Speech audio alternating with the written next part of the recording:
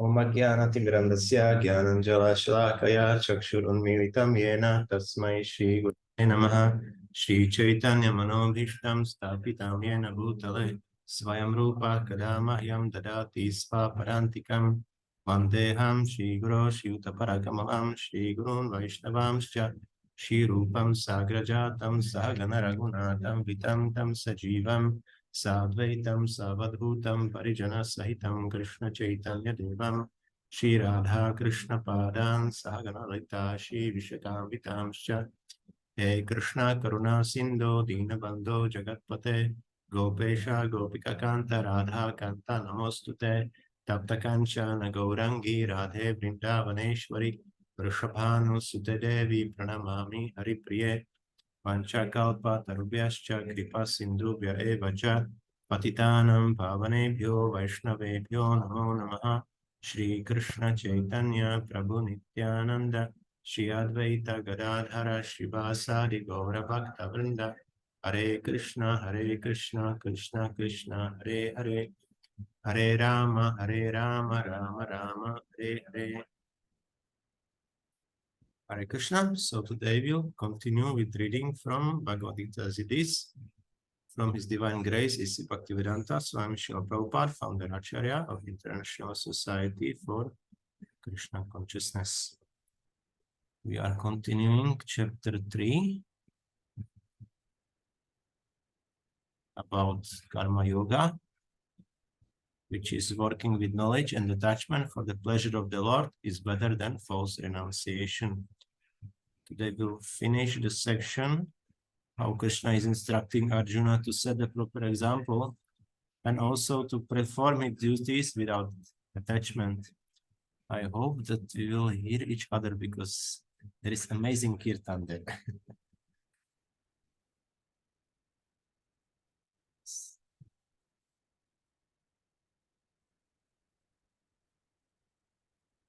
So last time Krishna was speaking about how person who is in knowledge sees difference between working devotion and also work for fruits or fruitive results. And because he is engaged in Krishna consciousness, so he can recognize this and becomes also detached from material world.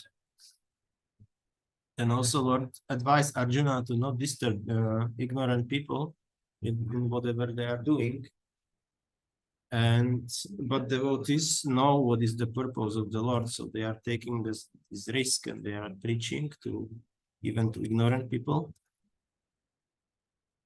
Then Krishna was speaking something about surrendering everything to him with full knowledge of him and without desires for profit, meaning without loud of passion, then without claim for proprietorship, and also without lethargy, which is mode of ignorance.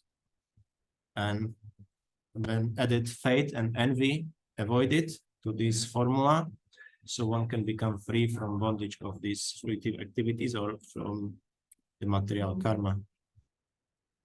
And at the end, there was encouragement that even if we try to perform something and we are doing it imperfectly, so still there is progress, still we can make some progress in our endeavors. Okay, so start with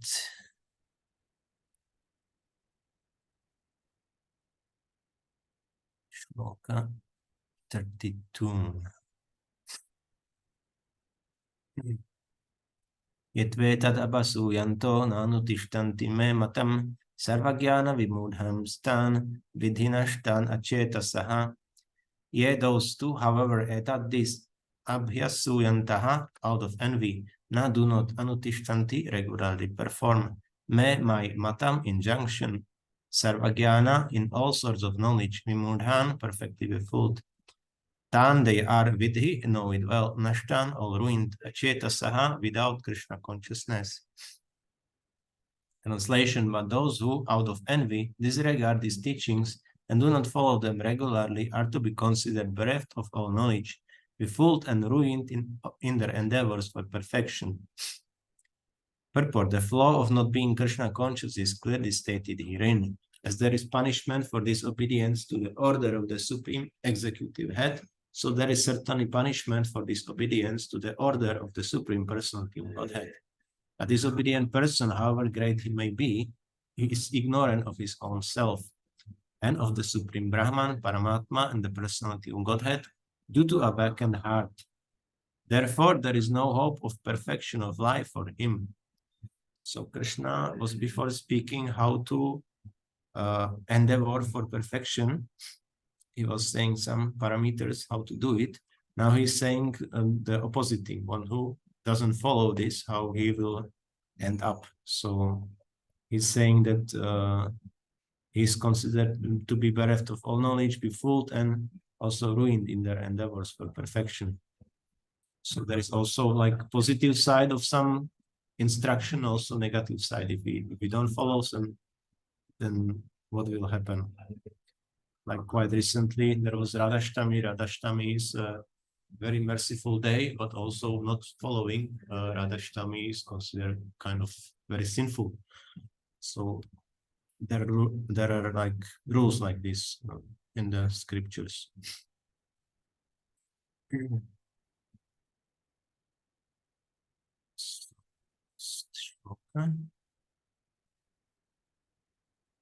Sadrisham cheshtate svasya prakriter jnanavanapi prakritim yanti bhutani nigraha kim karishyati. Sadrisham accordingly cheshtate tries svasyaha by his own, prakritehe modes of nature, jnanavan learned api, although prakritim nature yanti undergo, bhutani all living entities, nigraha repression kim what, karishyati can do. Translation: even a man of knowledge acts according to his own nature, for everyone follows the nature he has acquired from the three modes.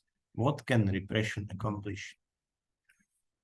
Purport: unless one is situated on the transcendental platform of Krishna consciousness, he cannot get free from the influence of the modes of material nature, as it is confirmed by the Lord in the 7th chapter, 7:14.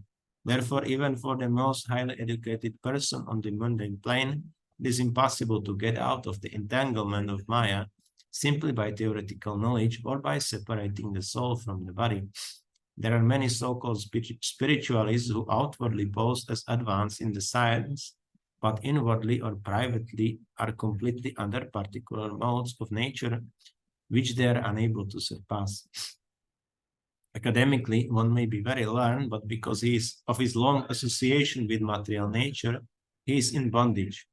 Krishna consciousness helps one to get out of the material entanglement, even though one may be engaged in his prescribed duties in terms of material existence. Therefore, without being fully in Krishna consciousness, one should not give up his occupational duties. No one should suddenly give up his prescribed duties and become a so-called yogi or transcendentalist artificially. It is better to be situated in one's position and to try to attain Krishna consciousness under superior training. Thus one may be freed from the clutches of Krishna's Maya. So this is quite important verse, because Krishna is speaking here that we have some nature, and unless we completely transcend this nature by being fully in Krishna consciousness, then these modes, these three modes of nature will act on us. And they can also their influence may vary in time, like their composition or in what balance they are. So this is affecting all the conditioned souls, and they are basically forced, they are dragged by these modes and are supposed to act accordingly. Whatever modes are prominent, so this is then the behavior of the persons. And he is saying here, what can repression accomplish? We can even try to somehow suppress these things, but unless we are fully engaged in Krishna consciousness, then we will be overcome. Because in the 7th chapter, 7:14, Krishna is saying, Mama Maya Duratya, means my divine energy is is unsurpassable. So unless one fully surrenders to Krishna, he cannot overcome this energy. And even people are trying so many ways to conquer the material nature. They think that they can invent some better technology than Krishna invented or Krishna created or has given us. So this is our mentality that we are trying to surpass his nature, but we see clearly here in this verse that the laws of nature are acting whether we want or not. So there is no way also to avoid one's occupational duties, because you will be doing it anyway, like in this nature will be manifesting in some way. You cannot suppress it.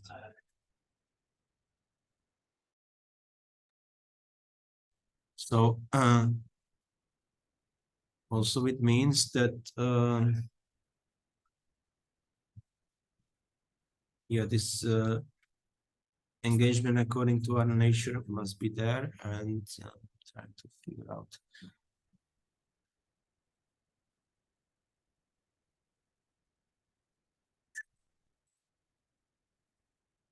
Okay, maybe it comes to my mind later.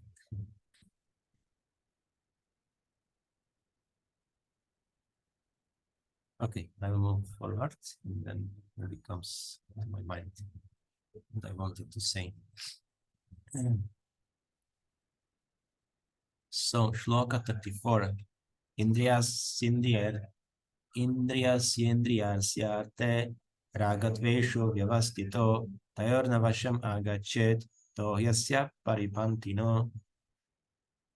Indriyasya of the senses. Indriyasya arte in the sense objects. Raga attachment. Tvesho also detachment. Vyavastito put under regulations. Tayoho of them. None never vasham control. Agachet one should come. To those he certainly. Asya is paripantino stumbling blocks. Translation. There are principles to regulate attachment and aversion pertaining to the senses and their objects. One should not come under the control of such attachment and aversion, because they are stumbling blocks on the path of self-realization. Purport. Those who are in Krishna consciousness are naturally reluctant to engage in material sense gratification. But those who are not in such consciousness should follow the rules and regulations of the revealed scriptures. Unrestricted sense enjoyment is the cause of material engagement, but one who follows the rules and regulations of the revealed scriptures does not become entangled by the sense objects. For example, sex enjoyment is a necessity for the conditioned soul, and sex enjoyment is allowed under the license of marriage ties. According to scriptural injunctions, one is forbidden to engage in sex relationships with any women other than one's wife. Older women are to be considered as one's mother, but in spite of such injunctions, a man is still inclined to have sex relationships with other women. These propensities are to be curbed. Otherwise, there will be stumbling blocks on the path of self-realization. As long as the material body is there, the necessities of the material body are allowed, but under rules and regulations. And yet we should not rely upon the control of such allowances.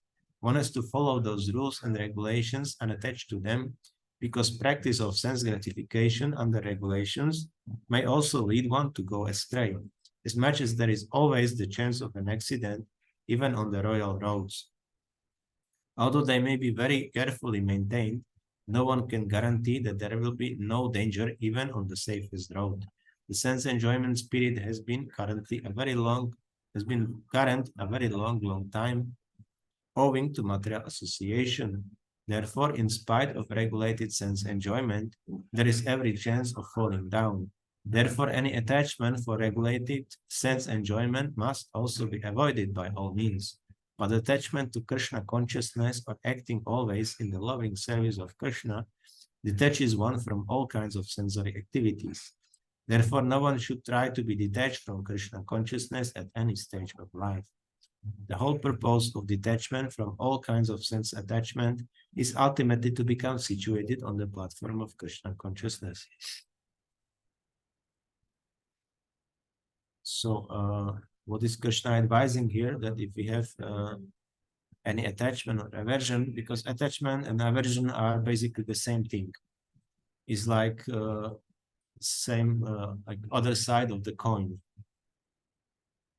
both are basically attachment, but aversion is just negative attachment. So before we wanted it, now it frustrated us, so we don't want it anymore. But still, this object of the senses is in the mind. So basically, in the effect, there is not much difference between the attachment and aversion. So we should be aware of both of them, especially if we come to some disappointment with whatever we whatever we endeavor, and there is no fulfillment of this desire. So very natural is that we have aversion towards this thing. So okay, we were not successful, so we are not coming to this anymore. But this is, like I said, this other side of the coin, the same coin. So this, we should be also careful about this. That's why both of them are stumbling blocks on the path of self-realization. And what is mentioned here also, when we have attachments, it is necessary to regulate them according to the scriptures. Like here is mentioned sex enjoyment, that usually there is propensity to have this enjoyment with many persons, not only one person. So they should be regulated to have only one partner within the marriage. And in this way, this sex enjoyment is allowed.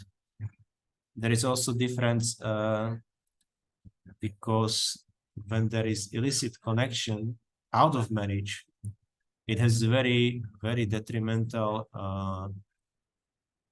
effect on the partner and themselves, on their families, on outside community, and also it is sinful.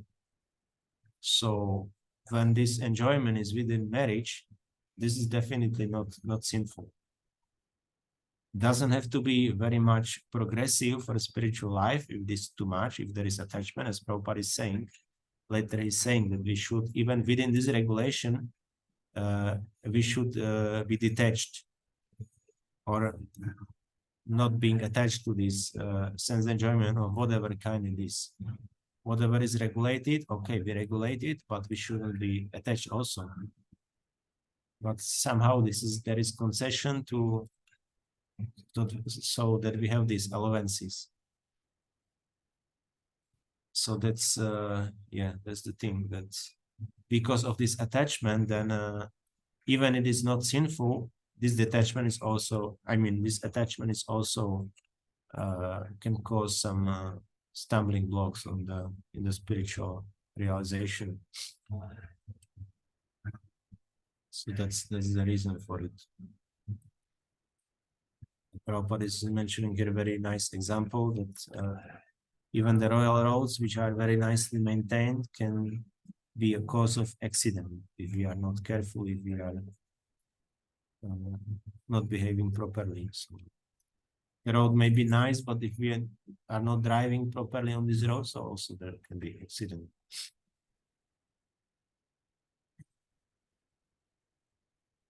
And this comment, due to attachment, we forget ourselves. That leads to severe depression comes.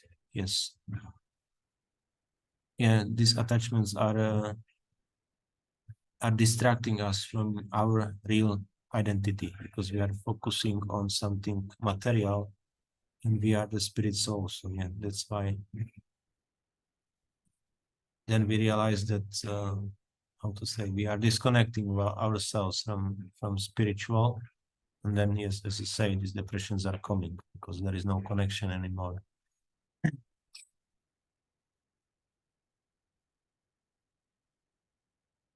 Okay. 55. Shreyan svadarmo vigunach paradharma svanushkitat svadharme nidhanam shreyach paradharmo bhyavana ayava. Shreyan, far better, svadharmaha, one's prescribed duties. Vigunaha, even faulty, paradharmat, then duties mentioned for others. So anushtitat, perfectly done. Svadharme, in one's prescribed duties. Nidhanam, destruction. Shreyaha, better. Paradharmaha, duties prescribed for others. Vaya avaha, dangerous. Translation: it is far better to discharge one's prescribed duties, even though faultily, than another's duties perfectly. Distraction in the course of performing one's own duty is better than engaging in another's duties, for to follow another's path is dangerous.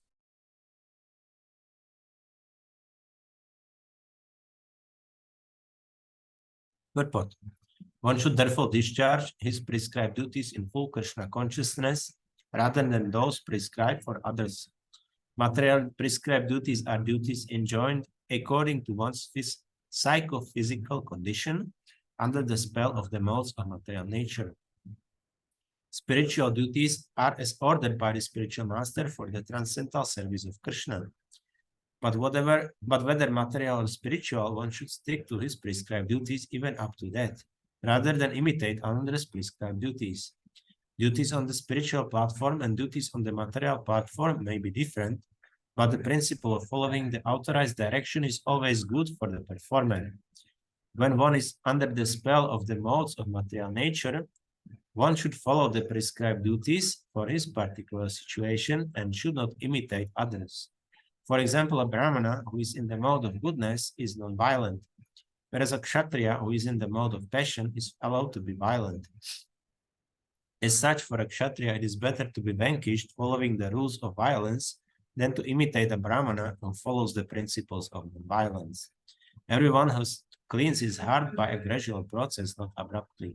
However, when one transcends the modes of material nature and is fully situated in Krishna consciousness, he can perform anything and everything under the direction of a bona fide spiritual master. In that complete stage of Krishna consciousness, the Kshatriya may act as a Brahmana, or a Brahmana may act as a Kshatriya. In the transcendental stage, the distinctions of the material world do not apply. For example, Vishwamitra was originally a Kshatriya, but later on he acted as a Brahmana, whereas Parashurama was a Brahmana, but later on he acted as a Kshatriya. Being transcendentally situated, they could do so. But as long as one is on the material platform, he must perform his duties according to the modes of material nature. At the same time, he must have a full sense of Krishna consciousness. So this is another very, I would say, important and practical verse for our daily lives, especially if we have to make some decisions, important decisions in our lives, in what we are supposed to be engaged in. So this verse is giving us very practical advice that we should see what is our nature, and according to our nature, we should perform our prescribed duties. The reason is also very practical, because this nature came from some desires. We had some desires in the previous life in our mind, and according to this, we got this body which we have now. So it means we are supposed to be fulfilling our desires with this body, which is presently in our possession for this particular life. And by not performing or not engaging these desires, and speaking for devotees, not engaging them in Krishna consciousness, means these desires will not be purified.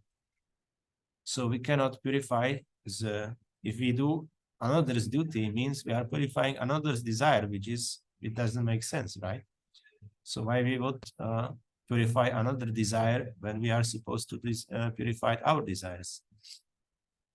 So in this way, that's why it's recommended to do our duties according to our conditioned nature. There is also mentioned that there are two types of duties. One are material prescribed duties, which are according to our conditioning, according to our psychophysical condition.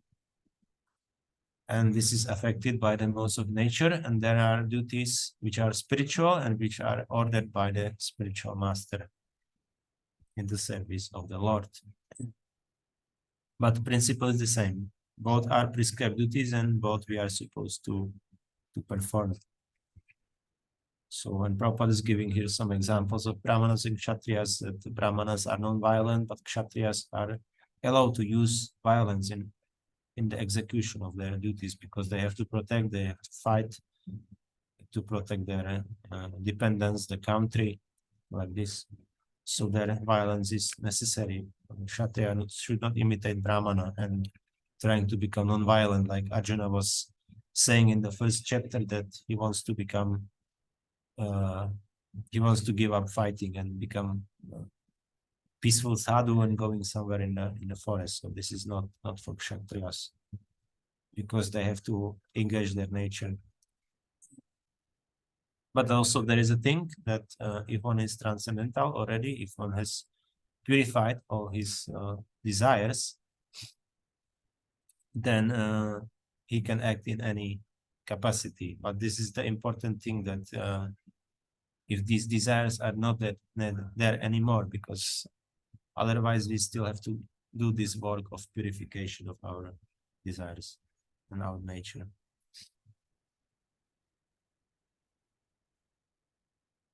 Doing comment. Doing duties on the level of transcendental carelessness. Trying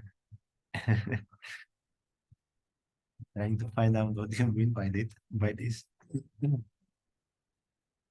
In fact, yes, when one is transcendental, it's something like this, that it looks like he's careless, but at the same time,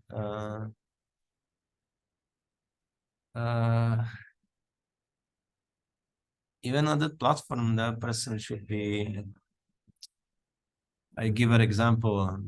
I think it was mentioned in some verses ago. King Janaka was mentioned. He was liberated soul, and other also famous kings, but still they were doing their duties. They were above the modes, but they were doing them also perfectly, because they were setting the example. So yes, but carelessness, yeah, can be kind of state above.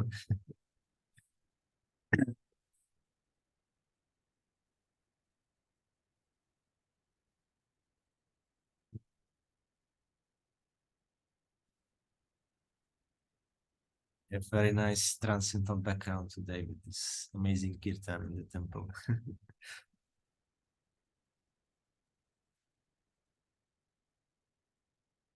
Okay, so that's it for today. Thank you very much. Hare Krishna. Srimad Bhagavad-gītā ki jai. Srimad Śrīla Prabhupāda ki jai. Samaveta Bhaktivedanta ki jai. Harinam Sankirtan Yagya ki jai.